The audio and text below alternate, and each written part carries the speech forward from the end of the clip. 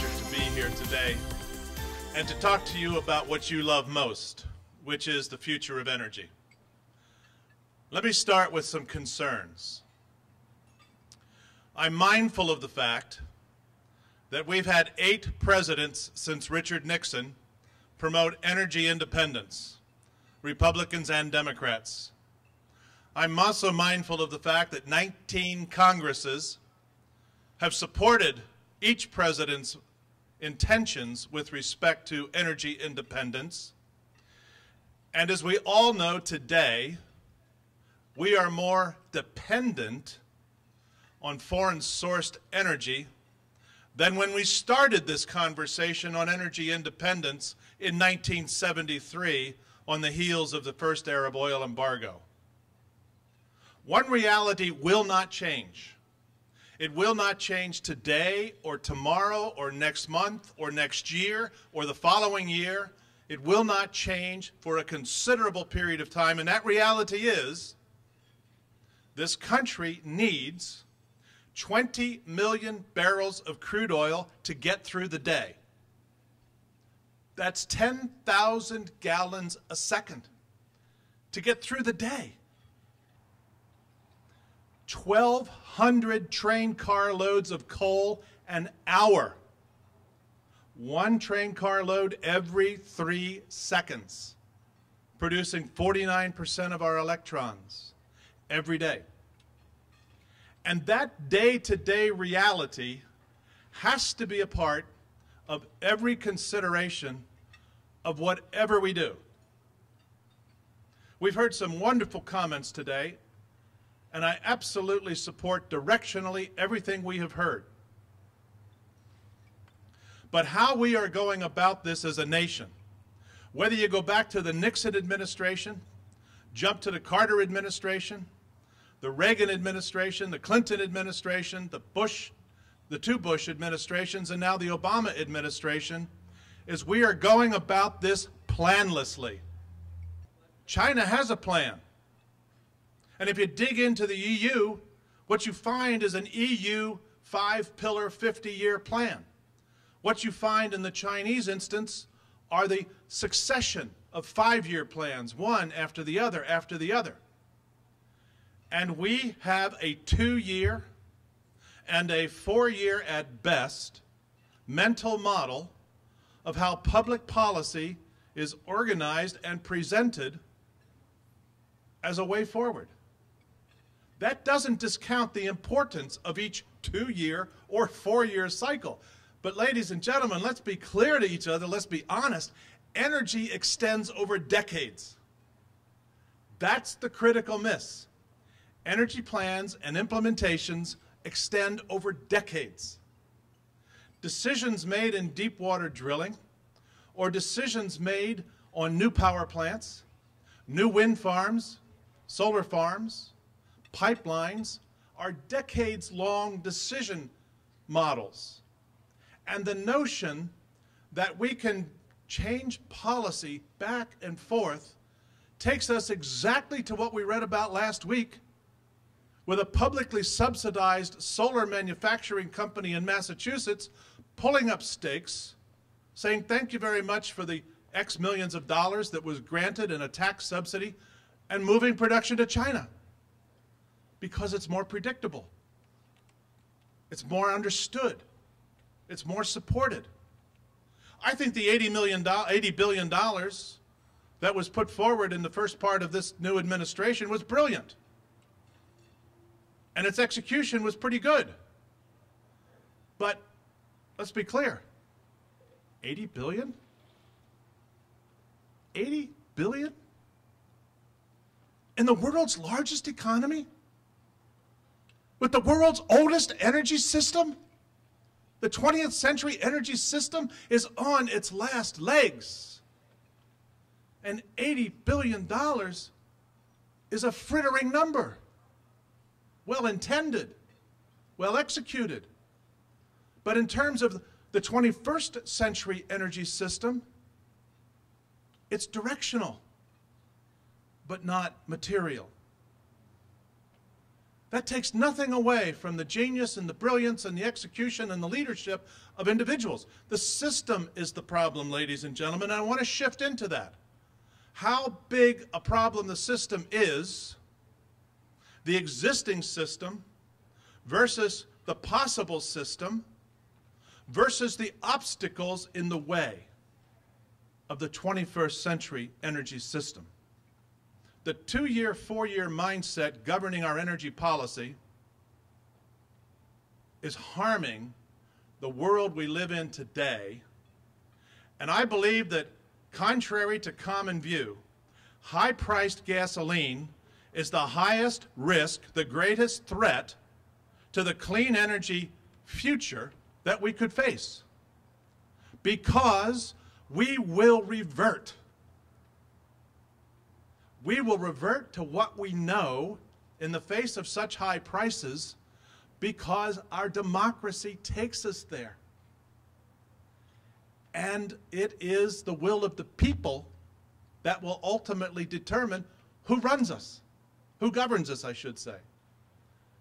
And my biggest fear is the unwillingness to accept the today reality and do what we need today.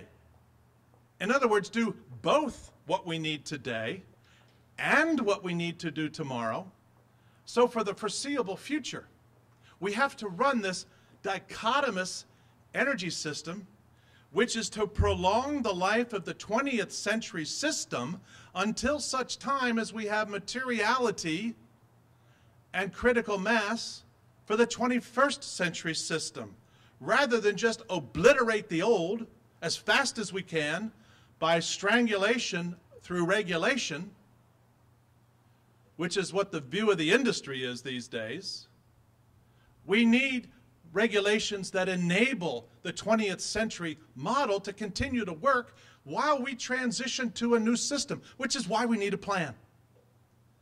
So here's what I suggest. In the same way that in the 19th century and early 20th century, our predecessors faced this same conundrum, dilemma, and debacle in the monetary system of the United States of America, and we couldn't get industrialization off the ground because of the uncertainties of our monetary system, culminating in the default by the United States Treasury in 1907, in which J.P. Morgan and his friends bailed out the U.S. Treasury, a reverse of recent history,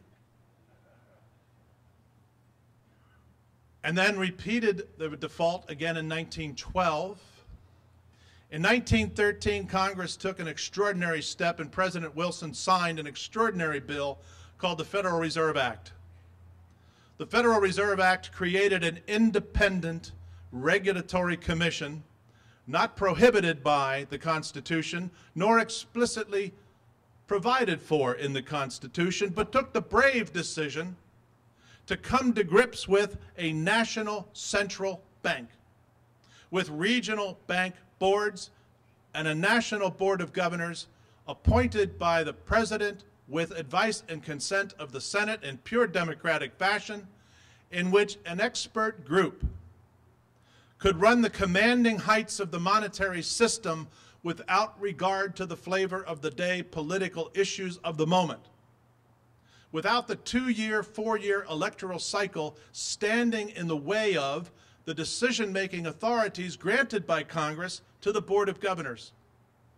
And with 14-year terms, and with a chairman appointed every 4 years by the President, which includes a level of democratic check and balance, the Federal Reserve system in this country, with its regional banks and its central bank, have in fact created the world's largest economy. Nobody can dispute that. Has it been perfect? Absolutely not. Have we had human error judgments? Absolutely yes. Have we had recovery from those human error judgments? Absolutely yes. I'm suggesting it's time to take some American history and apply it in parallel to an industry just as important to the future of America as our monetary system and financial industry, just as critical to the sustained national security, economic security, and lifestyle choices that we prefer as citizens in a market-driven economy in a democratic manner, and that we apply that logic by law with presidential leadership through Congress, whoever the Congress is, Republican or Democratic, whoever the president is, and we bring together the legal capacity to create an Energy Resources Board as an independent regulatory commission to do four things. Four commanding heights authorities. Number one, set the parameters of the supply system over the next 50 years, short, medium, long term. What sources of energy will supply this economy, to what extent, in what time frame over that period of time? How much hydrocarbon? Coal, oil, natural gas. How much nuclear? How much renewable? How much hydrogen? How much geothermal? How much tidal or hydropower? And over a 0 to 10, 10 to 25, 25 to 50-year period, these are the sources of supply which will, in fact, deliver more supply than demand, because that's how we get affordability. The second commanding height, efficiency through technology. It's hard for the democratic system to make big, tough, difficult decisions on efficiency in the use of energy. Tomorrow I'll be at a meeting in Houston talking about superconductivity at the University of Houston. Essentially zero friction in transmission. Wow. That reduces a lot of power plants into not needing them. Or one of my strong points of advocacy is the elimination of the internal combustion engine. We've had it. Somebody said 16% efficient this morning. I've been using the term 20%. In either case, that's not very efficient. It's 100 years old, for Pete's sake. Can't we do better than the internal combustion engine? Third commanding height, get the politics out of environmental management by giving it to the Independent Regulatory Commission. We have got to deal with cleaning up gaseous waste, liquid waste, and physical waste in ways that just get the job done. We have the technology, let's use it. But by politicizing it, we zigzag back and forth and we don't get it done. Make it an independent part of an independent regulatory commission's authority, not the politics of the day. And fourth, you know, we all know, we have got to have the infrastructure that carries the energy from where it's produced to where it's consumed. The San Bruno example this morning was spot on. Those lives were forever changed because of a 50-year-old pipe. And with millions of miles of 50 or 40-year older or pipe under the ground, who's next? Nobody knows where the pipes are other than the companies that manage them. And the conditions under which they were constructed 40, 50, 60 years ago, things have changed. It's my view, ladies and gentlemen, that there's one way and one way only to make this happen for America. I'm not very popular in Washington. I wasn't during the Bush administration, although I knew Sam Bodman well, and I knew others in the administration. I'm not very popular in the Obama administration. I admire the public service that people commit themselves to, but it's beyond their individual capacity to make a difference, and that's what troubles me. This is a big country. This is a big monster of a problem. And the solution of doing what we have been doing and trying to do it again 30, 40 years, one after the other, and it doesn't work, it's not the way to go forward. Like air and water, energy is a necessity of life in a complex 21st century environment. And if the citizens of this country can get their heads around the three elements of availability, affordability, and sustainability, we're there. if they can get their heads around the fact that over 40 years we've tried, but let's acknowledge we haven't done the job. We have the knowledge, we haven't done the job. Let's change the paradigm to get the citizens of this country, not with a Republican solution, not with a Democratic solution, but let's get the citizens of this country, ladies and gentlemen, engaged and educated and concerned and motivated to deliver, through their elected representatives, an American solution. Thanks for listening.